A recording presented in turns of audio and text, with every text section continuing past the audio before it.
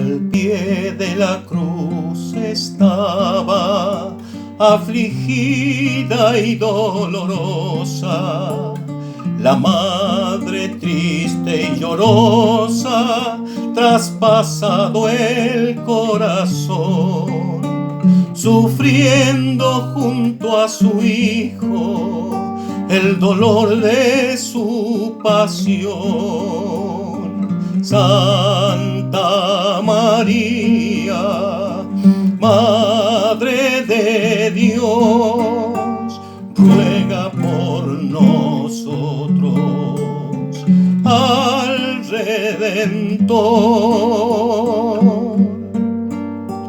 Lloramos, Madre, la culpa por la muerte de tu Hijo, y nos conmueve el perdón de un amor tan infinito, que a ti nos da como madre y a nosotros como hijos.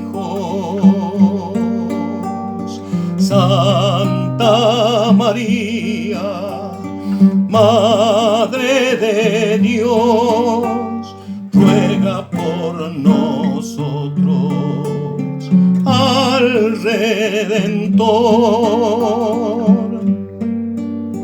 Tus lágrimas, Madre nuestra, mantenidas de esperanza, aun cuando tu Hijo expira, crees tú en su palabra.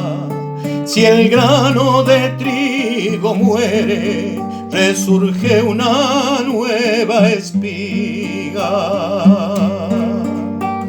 Santa María, Madre de Dios, ruega por nosotros al Redentor.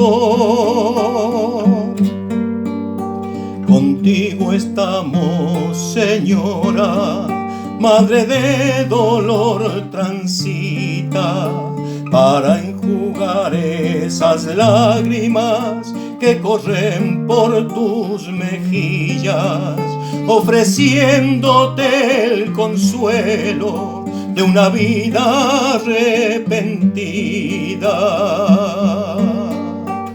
Santa María, Madre de Dios, ruega por nosotros al Redentor.